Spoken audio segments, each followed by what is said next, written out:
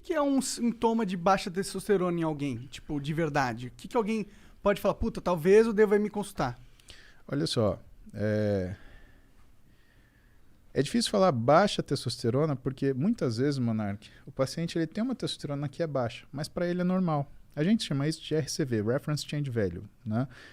O que a gente estuda no consultório? A gente estuda o paciente. Então, a gente tem uma planilha onde a gente avalia exames a cada 2 ou 4 meses. Então, a gente tem uma linha do tempo do que é o exame desse paciente. Então, tem muito paciente que a testosterona normal dele é 450. Tem outros que a testosterona normal é 850. Tem aí, tudo aí no meio. Tá? Então, é difícil falar o que é o sintoma da baixa testosterona. Eu posso te falar o que é sintomas que você deve procurar o médico. Tá? Então, vamos começar um por um. Que se você tiver esses sintomas, alguma coisa você vai achar. Primeira coisa, percepção de que você está mais cansado para fazer as coisas que você normalmente fazia. Essa percepção de mais cansado, ela pode se manifestar de duas formas. Primeiro, uma sensibilidade maior ao esforço, ou seja, você faz um esforço menor e você se sente mais incapaz de lidar com ele. Segundo, uma incapacidade de continuar funcionando em um meio de esforço. Antes você sentia o cansaço e conseguia seguir adiante. Hoje você não consegue mais. Terceira coisa, você pode ter alterações do que é a sua percepção de fome e saciedade. São coisas diferentes. Fome, quero comer. Saciedade, consigo parar de comer quando eu quero. Capacidade anorexígena, capacidade de não comer. Normalmente, esses estados de cansaço, eles fazem com que o teu corpo interprete que existe uma necessidade de energia. Então, você começa a perder o controle da sua capacidade de se alimentar. Isso é um sinal que tem alguma coisa errada com você, porque isso já é um controle central, é um controle neurológico.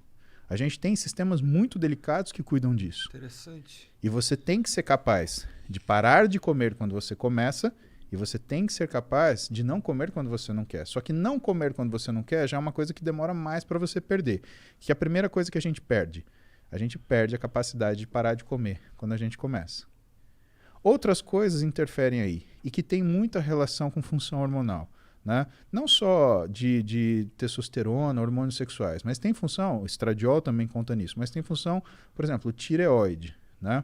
A tireoide ela dá uma sensação de tão baixa energia que o sujeito, um dos sintomas se chama sugar craving. Né? A pessoa precisa de açúcar. Por que ela precisa desse açúcar? Porque toda vez que você come um açúcar simples, e fique atento se você tem essa sensação, principalmente se você come açúcar e de repente você tem um ânimo que aparece do nada. Toda vez que você come açúcar, você transforma uma grande quantidade de T4, que é um hormônio estocado, em T3, que é o hormônio ativo. E essa transformação, ela te dá uma disposição. Isso, cara, é uma coisa que... Isso acontece comigo, hein? Sim, isso que eu ia falar. Às vezes em quando eu falo, nossa, preciso de um doce, do mano. nada, caralho, preciso de comer um doce. Mas você percebe que preciso de um doce não é uma coisa real? O real é, preciso de comida, por que eu não preciso de um churrasco? Porque o churrasco não vai dar aquela sensação de... Exatamente. Então, o que está acontecendo? Por que tem essa sensação de... É isso que é o lance. Entendi. Outra coisa, variação do paladar. A gente tem uma necessidade de comer algumas coisas que necessariamente o nosso cérebro ele meio que sente falta disso. Tem um nome muito engraçado, vocês vão rir, chama pica gravídica. Sabia que vocês vão rir. Pica gravídica. Não tem como não rir, né? Não Porra. tem. Né? Os dois são bons, tá ligado? E é um nome que uma parte complementa a outra, né? Que faz sentido, né? Mas, por exemplo, é aquela história de mulher grávida ter vontade de comer tijolo, cabo de vassoura, né? Por que é isso? Isso daí é uma alteração, não deixa de ser uma alteração nutricional e que muitas vezes tem relação com alguma função metabólica que não está organizada. Sensação de mal-estar depois que você come, aquela sensação que você fala, nossa, agora eu queria um caixão para morrer e ressuscitar, né? Isso também é um mau sinal. E eu acho que eu preciso me consultar com você, cara. Cara, tudo isso que você tá falando aí, tirando o lance do açúcar, porque eu não sou muito chegado, não. Mas o lance de... Quando você falou que, porra, quando o teu corpo tá cansado, ele começa a achar que tá faltando energia que tu quer comer, pá. Porra, tu me definiu, cara. Não, mas é verdade. Aí você percebe que assim, você nem tá com fome, mas você quer comer. E sabe qual é o grande problema? E assim, tem uma série de outros sintomas. Se a gente for começar a falar, então a gente vai de cima para baixo. A gente nem começou a falar dos neurológicos. Ainda tem cognição, tem memória, sensação de recompensa. controle da ansiedade, da agressividade e da Sensação de irritabilidade. recompensa. Fala um pouquinho dessa da sensação de recompensa. Sensação de recompensa, a gente está falando do que é a organização de alguns núcleos no nosso cérebro, tá? Então... Porque eu não sinto essas... Eu não tenho mais essa parada, tá ligado?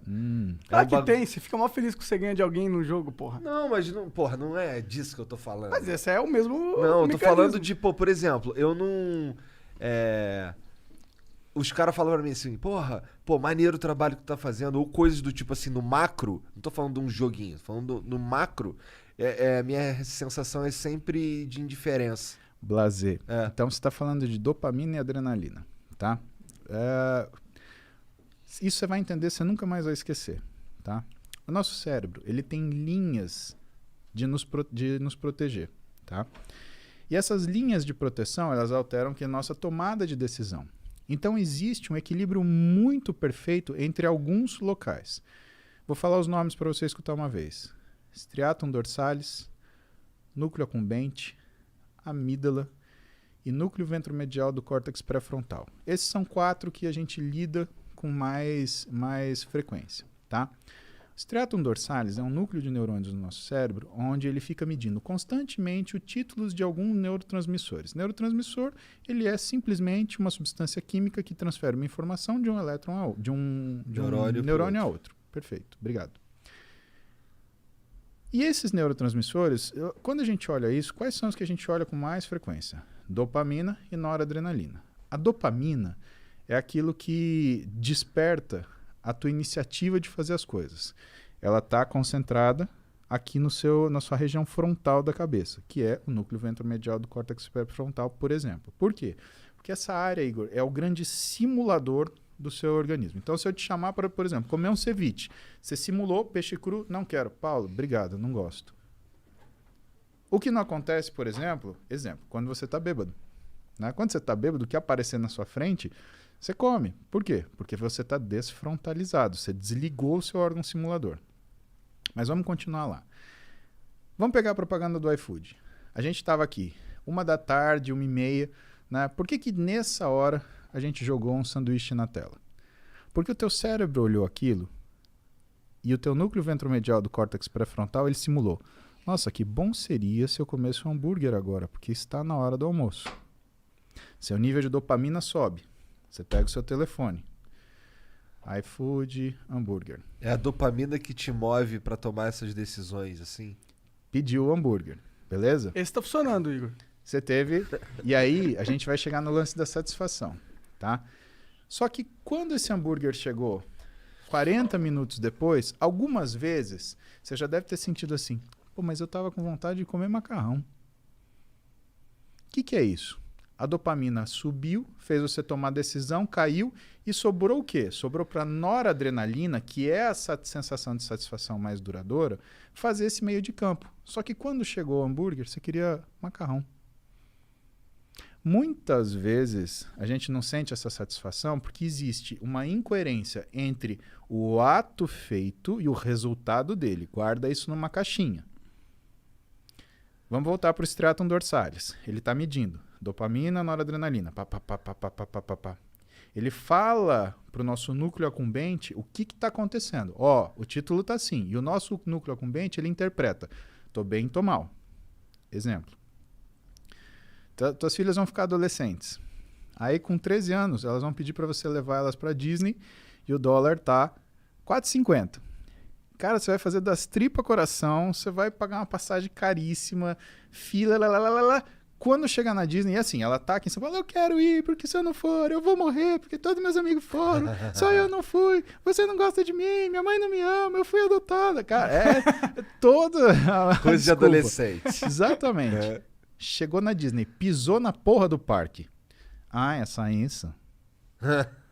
Aí você quer falar assim, uma porrada. Acorda! Por quê? O núcleo accumbente, ele é sensível a variações hormonais, tá? No adolescente, o que você mais tem é variação hormonal. Então, ele faz essa leitura de percepção de recompensa ou não de uma forma muito inacurada. Por isso que é difícil você ver um adolescente que está 100% equilibrado o tempo inteiro, né? Ele está escutando uma música de corno lá, rua sofrendo, ou então ele tá, sei lá, dando heavy pulo, alucinado, né? Ele tá sem comer, ou então ele tá lá comendo, fast food mais nervoso que tem. Aliás, você já viu, conta nos dedos, quantos adolescentes, por exemplo, gostam de comida japonesa? Por quê? Porque comida japonesa, você sente o sabor aqui, no paladar, no nariz, não na boca. E, por exemplo, um fast food, um hambúrguer, você sente aqui, super salgado. O que ela quer? Ela quer água? Não, ela não quer água, ela quer um refrigerante, super doce. Quem que toma vinho? Nós 4, nós 3, né? Por quê? Caralho, Igor, falou que você tá tão gordo que você conta como 2. Não, Aí. ele contou com o Contei Jean, o Sérgio. pô. É. Então, por que a gente toma vinho? Onde você sente o vinho? Aqui. Então, o que você percebe? Você percebe que essa sensação de recompensa, né, ela existe numa determinada situação de equilíbrio. A gente falou, com ciclo de esteroide assim, com implante hormonal mal indicado é assim, e na adolescência é assim. Por isso que o adolescente ele tem essas insatisfações tremendas e tem essas satisfações, né, abruptas e explosões de euforia. Isso faz com que ele tenha não é uma fragilidade desse sistema, mas uma necessidade dos pais, por exemplo, lidar com os adolescentes de forma a não romper os laços. Por quê? Se você é pai, se você é mãe, você está numa situação dessa, e se você está estressado, cara, você vai querer dar um pega no seu filho, dar um expor, você vai fazer isso, pelo amor de Deus, não rompa o laço. A vida dele é assim, ele está aprendendo a mexer com esse aparelho, tá? Então o que você tem que fazer? Você tem que lidar de um jeito onde você mantém o respeito, mantém a autoridade, porque limite todo mundo precisa, né? Agora, não vai gritar, não vai berrar, não vai bater, isso daí não adianta. Que é o que em casa rola um negócio que eu chamo de castigo dinâmico. Eu dou tudo para minhas filhas, mas eu tiro. Ah, você tá de castigo. Ou então, na realidade, eu falo assim, você tá de castigo. As bichas travam que não passa pensamento. Por quê? Porque o castigo não tem data. Quando que é a data? Quando eu olhar para ela e ver que ela mudou a atitude dela. E não adianta me alisar, agradar, beijo, paizinho. Eu sou o ruim, né? A minha mulher é... Cara, eu queria ser filho da minha mulher. Impressionante, cara. Ser filho da Roberta Carbonari... Mas que tipo de castigo tu dá pra mais nova? Cara, pra mais nova... Então, o castigo o é Igor assim... querendo dicas. Eu quero dicas. Tá bom. Cara, a Duda e a Clara, elas são completamente diferentes. Elas são maravilhosas naquilo que elas são. A Duda tem 17, é uma mulher, né? Ela tem muita iniciativa, ela tem muita argumentação e ela é uma pessoa muito de agir, né? O que às vezes me preocupa, por quê? Porque às vezes ela considera pouco o que são as consequências das coisas. A Clara, nesse sentido, ela é o contrário. Ela é como eu, assim. Ela é medrosa. Ela não age. Ela pensa. Se deixar ela pensando, a decisão é tomada por ela. O que é uma coisa que eu me preocupo com ela. E quando a Clara, ela cria uma situação que ela se atrapalha, né, o que eu faço? Eu afasto ela daquela situação até ela sentir que ela precisa aprender a lidar com aquilo melhor para voltar para lá. Por exemplo, sei lá, uma situação hipotética, tá? Ela brigou com as amigas. Clara, vem cá. Você não vai mais brincar com suas amigas até você aprender a brincar. Ah, mas foram elas falaram isso. Assim, tudo bem. Sempre vai parecer culpa dos outros. Mas é aquilo que é a sua culpa. Porque a gente não briga. Quando um não quer, dois não brigam. Então, quando você souber lidar com as suas amigas, você volta a falar com elas. Não tem problema nenhum. Pode procurar outra coisa para você fazer. Mas eu não vou deixar você sair de casa agora. E você não vai encontrar suas amigas. Aí ela fica moada, não sei o quê. E a Clara, apesar da idade dela, né, ela sabe se expressar. Então ela vem comigo quietinha, dá um beijo no meu ombro, porque volta e meia eu tô trabalhando, ela chega, dá um beijo no meu ombro, olha pra mim, fala, papai. Ela me chama de papai. A Duda me chama de paps, a Clara me chama de papai.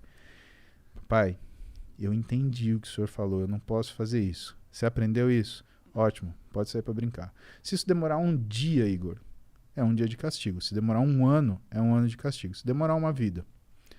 aquelas pessoas ela não vai ver mais, porque ela não sabe lidar com elas. E se ela não sabe lidar com elas, de duas uma. Ou todos vão se machucar, o que inclui ela, que é o meu problema, ou só ela vai se machucar, que ela é o meu problema. O meu problema é ela. Né? Se todos se machucam, ou se ela se machuca, eu estou sendo muito sincero, o meu problema é minha filha. Então ela precisa saber lidar numa situação de estresse e pressão. E se ela não sabe lidar, ela tem que pensar naquilo, usar o núcleo ventromedial do córtex pré-frontal dela para aprender a lidar com aquele negócio. Para a gente falar ainda da questão da percepção da satisfação e do que é a recompensa. Então a gente tem esse equilíbrio. A gente tem a nossa amígdala, que foi o que eu faltei falar para você, que cuida da nossa ansiedade, irritabilidade e compulsividade, né? E ela fica antagonizando o nosso núcleo ventromedial. Tem um cara chamado Daniel Kahneman, e esse cara escreveu um livro muito interessante, que eu ganhei da minha mãe, Heloísa, que chama Rápido e Devagar. E o que ele fala nesse livro? Ele fala justamente, ele faz uma análise através da neurociência do que são as nossas tomadas de decisão. Aquilo que você não pode responder na hora. Se você não precisa se defender de uma agressão imediata, nunca tome essa decisão. Pare. Pense. Você está tirando da sua amígdala, que vai responder com agressão, ansiedade e compulsão. E você está jogando para o seu córtex ventromedial, que vai simular aquela situação, as potenciais, né, complicações, e aí vai avaliar aquilo que vai acontecer. Passagem da história, vamos dar um exemplo disso. Elizabeth I, ela foi rainha da Inglaterra, ela foi traída por uma outra rainha que foi deposta, que era católica. Elizabeth I era protestante. Rei Filipe, que era o rei da Espanha, a Espanha era a potência dominante na época, né? Uma potência navegadora, tinha uma esquadra de navios maravilhosa, né? Extremamente potente. Eles estavam fazendo uma conspiração. Para quê? Para depor a rainha Elizabeth, que era protestante, né? E empossar a outra rainha católica. Tudo bem. Ele começa um trânsito de mensagens entre o rei Filipe e essa rainha, né? E eles fizeram isso com um único propósito, de fazer o quê? De que essas mensagens fossem descobertas. Por quê? Porque uma vez descobertas essas mensagens, ia-se saber que, ou ia-se acusar a rainha católica de traição. E a punição para traição ao reinado e à rainha é morte. Rainha Elizabeth, seguindo o que era o conselho dos seus conselheiros, condenou a rainha católica à morte e cortou-lhe a cabeça. Rei Filipe fez o quê? Você matou ou ordenou o assassinato de uma rainha católica. Isso, pela lei do papado, é contra o princípio do seu reinado. A gente vai fazer guerra com você. E ele entendeu isso como uma declaração de guerra. Se ela tivesse parado um minuto para pensar e falar assim, esses caras querem que eu mate essa mulher, ela nunca ia ter feito isso. Bom, o que aconteceu na história? Essa história, né, eu não lembro o nome da batalha, mas o fato é que a esquadra espanhola foi em direção à Inglaterra, teve uma tempestade descomunal, afundou a esquadra espanhola e só por isso que a Inglaterra não passou para o domínio da Espanha e se tornou novamente católica à frente dessa rainha que eu não lembro o nome. E por isso que a rainha Elizabeth ela permaneceu. Caramba. Mas isso é um exemplo na história disso. Sorte aí. Quem dá cu da sorte. Exatamente. E é aquela história. E aí você para pensar, cara, vale a pena separar 2 minutos para você pensar no que você vai fazer? É. Vale. Quanto isso tempo... mudou um pouco a minha vida, cara. Esse lance de pensar antes, tá ligado? Porque, porra, eu já fui um cara difícil de lidar, tá ligado? Que tudo respondia que assim, sem pensar muito. E depois que a merda tava feita, eu, caralho, fiz merda. Igor, ninguém é fácil de lidar. Só a gente é fácil de lidar. Você já parou pra pensar que você pode olhar pra você ontem que é uma coisa desleal com você e falar que você era um cara difícil de lidar. Por que é desleal com você? Porque você está olhando para um Igor de 15 anos, 20 anos, a partir da visão de um Igor de 30 e tantos. Quantos anos você tem? 36. Desculpa. Você está olhando para você 18 anos atrás com a visão do Igor de 36. Faz isso, cara. Isso é culpa. Isso é ruim. Isso te machuca. Porque ninguém é fácil de lidar. Tem gente que finge ser fácil de lidar. Mas ninguém é. Todas as pessoas querem o que elas querem, do jeito que elas querem, na hora que elas querem. E se elas não têm isso, as que são mais... como fala? As que são mais ardilosas, elas criam mecanismos para chegar nessa situação. As que são mais impulsivas, elas querem tomar aquilo na briga, que não tem um jeito certo e errado. Aquilo são formas. Né? Você não consegue qualificar isso. Né? Então, o que faz a gente, na verdade, observar isso é um amadurecimento que você foi submetido. Você foi obrigado a pensar 2 vezes. Todos nós tivemos situações onde nós fomos viscerais e fomos, né, extremamente agressivos. A questão é, o que custou para a gente mudar? Pensa no que você passou de vida, o que você enfrentou, as coisas, os nãos que você levou. Cara, isso é um assunto legal porque isso eu acho que vem muito de encontro daquilo que é você se conhecer. Né? A história do Rain, né? Reconhecer, aceitar, investigar e não identificar. Você foi. Né? Você não tem culpa por causa disso. Todo mundo é assim. Caralho, agora eu tô me sentindo bem. Olha lá. Que bom. Antes eu tava me sentindo merda. Isso que não é um médico. Que bom, meu.